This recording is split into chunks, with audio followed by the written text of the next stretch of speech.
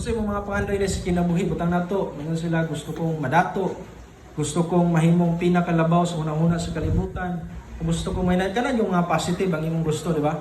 Sa butang nato, so wala pa ka ni Kristo diha nga nangalagad sa Ginoo or nakaila ni Kristo sa iyang salvation. So wa pa ni mo na ilang si Kristo. Mo na atong mga pangandoy kay mo lagi by nature mo man ang tao 1 John 2:16 mo ni ang tao aiming pride, lust of the eyes and lust of the flesh. Mo ra gyud na paminteng gipangandoy. And in Romans chapter 8 ingon sa Apostle Paul that the creations, ang creation daw nag-agulo. Buti pa sabot usay butang usa nang agulo sa lain term. Groaning. Sakto ba groan? No, groaning. Ang kalibutan nag-groan daw kay ano man kanay nadunot ba? Kay para dili ang tao dili siya magsalig sa unsay naa diri, no? Kay dili lagi diri atong satisfaction. Kani siya kuan lamang ni.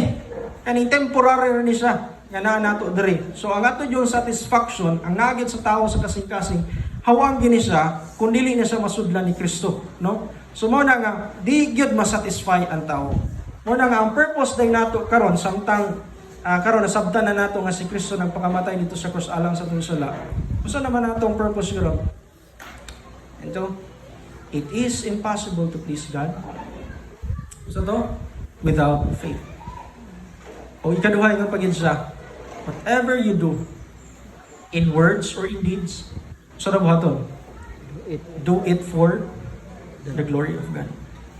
Kaya sa matong buhaton dito sa langit, lagi isuon. Di man ka dito mangguna, di man ka dito mag-decorate, pero sa patong gihuna-huna dito sa langit. Ang atong buhaton ra sa langit, unsa naman? O pumunta ka dito, no? Ang saya dito, pero unsa ra may buhaton nato sa langit?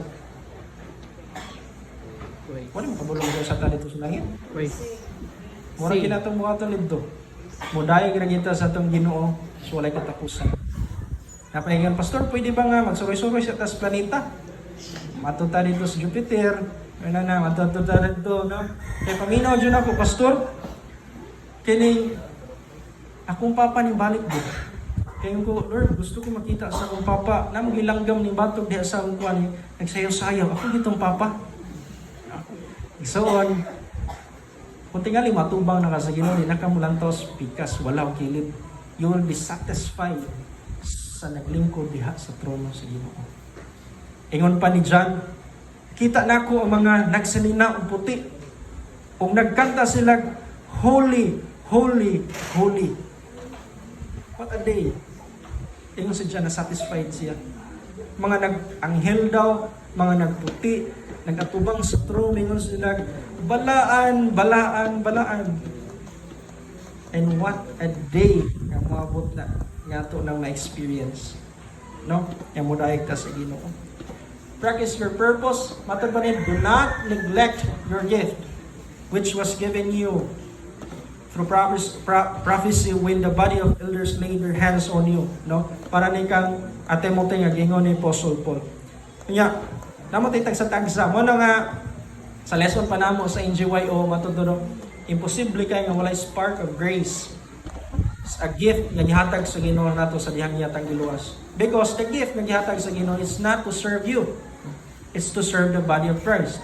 It's not you to become a hero, but to edify the body of Christ. You're good in singing, it's not just for you. It's for the body of Christ. You're good in everything, it's not for you. It's for the body of Christ. Pag-edify ra gini sa lawas ni Kristo ang gihatag niya nga mga gift alang ka nato. Matod po sa Romans chapter 12 verses 6 to 7. So gingon dire, having gifts nagkalain-lain ta, let us use them for the glory of God. Ang mga batan-o nato daghan kay mga hiyas nga gihatag sa Ginoo. Ug kana sa nga mga hiyas atong ihatag ra pud balik sa Ginoo. No? In 1 Corinthians chapter 12 verse 7, to each is given the manifestation of the Spirit for the common good, para gini siya sa lawas ni Kristo. Mga igsoon, you're good in singing. Nindot kayo, mo kanta ka para sa imong uyab, sa imong asawa, sa imong community.